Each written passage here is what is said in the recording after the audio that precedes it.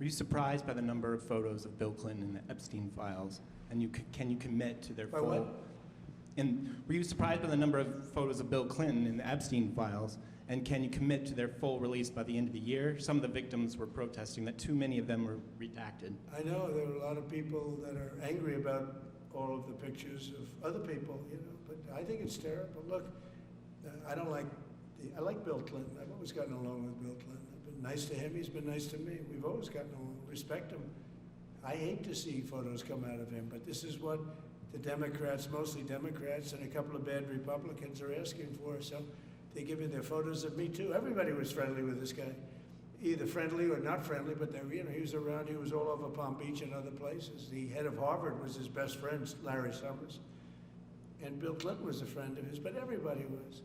I actually threw him out of Mar-a-Lago, and as a person that was in Mar-a-Lago, I threw him out. Mar-a-Lago, this is Mar-a-Lago. It's the hottest place I think it's the hottest place in the world, but it's the hottest place in Florida. And everybody would come here, he'd come here. We actually threw him out. But no, I don't like the pictures of Bill Clinton being shown. I don't like the pictures of other people being shown. I think it's a terrible thing.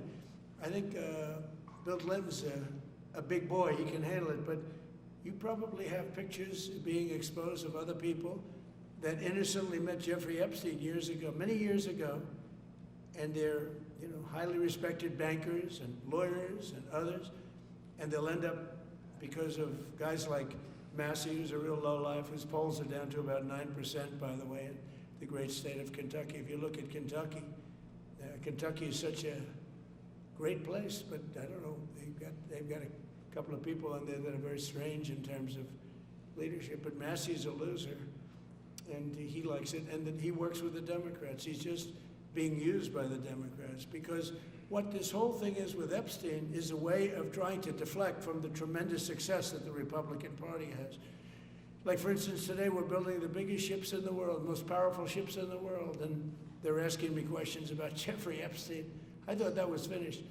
I believe they gave over 100,000 pages of documents, and there is tremendous backlash. It's an interesting question, because a lot of people are very angry that pictures are being released of other people that really had nothing to do with Epstein, but they're in a picture with him because he was at a party, and you ruin a reputation of somebody.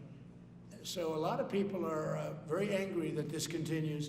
A lot of Republicans are angry because of the fact that it's just used to deflect against a tremendous success. Look, we have $18 trillion coming into our country. We have, I believe, we're going to have the most successful economy in history. We inherited a mess. Now prices are coming way down. Gasoline is less than $2 in some states. $1.99, $1.97, $1.95 a gallon.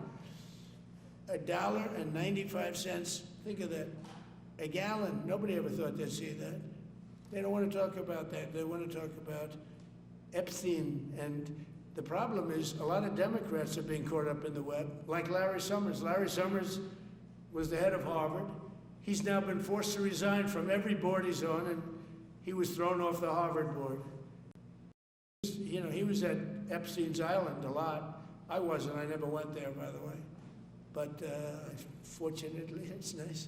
But I never went there. But a lot of people did go there.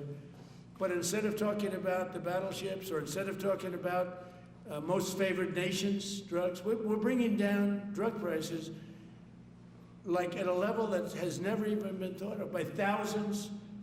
Think of it, by 1,000%, by 1,200, 1,300, 1,400% in some cases.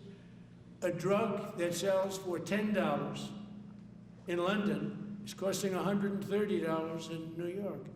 We're bringing it down to $20, and they're going to go up to 20. So they're going from 10 to 20, which is a doubling. It's a doubling. That's a lot, but it's a doubling. But we're going down to 20.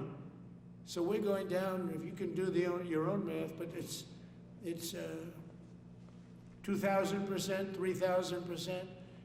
It's pretty amazing. And the New York Times had a story about it, a small story, way in the back of the paper. It's the single biggest thing to happen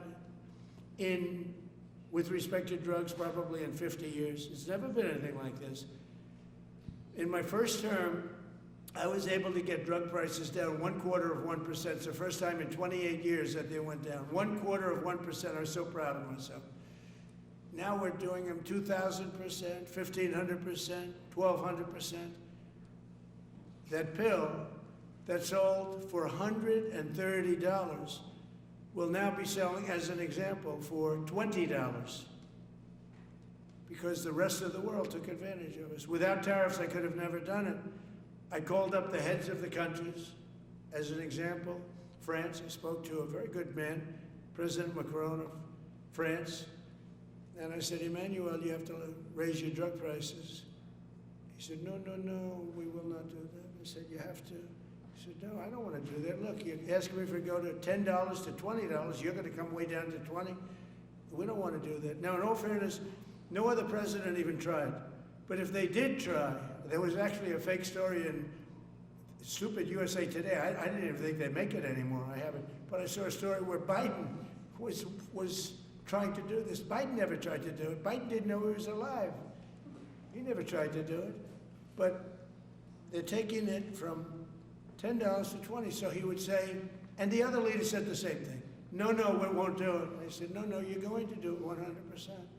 They said, nope, we're not doing it. We're not going to double our price. Because, again, if you go from $10 to $20, they're doubling their price. We're coming now, though, from $130 to $20, because we're going to get the lowest drug prices in the world. Whatever the lowest price is called favored nations, we're going to have the lowest price. So I said, no, no, you're going to. No, no, I will not do this. Politically, it's unacceptable. I said, Emmanuel, you're going to do it 100%. Please accept it now. Be nice. You're going to do it 100%. No, no, no, I will not. I said, yes, you are. He said, why do you keep telling me I am when I'm not? Because if you don't do it, I'm going to put a 25% tariff on everything France sells into the United States of America. And that's approximately 20 times more than I'm asking for with respect to drug prices. He said, oh, I see. I agree to do it. Every other country said the exact same thing. They all said, no, I will not do it. I said, all right, on Monday morning, you'll have the 25% tariff, everything you sell.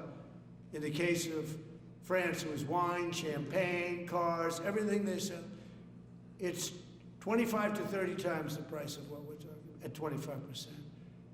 Every single country agreed. And that was the big problem. The drug companies were difficult, but fine, because we have a certain control over the drug companies. We had no control over these foreign nations. So every single country has agreed to do this. So we will take that pill price down, as an example, talking about not just pills, we're talking about everything. We'll take it down from $130 a pill down to $20 a pill. And the rest of the world will take it from $10 a pill up to $20. It's the biggest thing ever to happen, and it's covered, barely covered in the New York Times, because it's a fake newspaper. Yeah.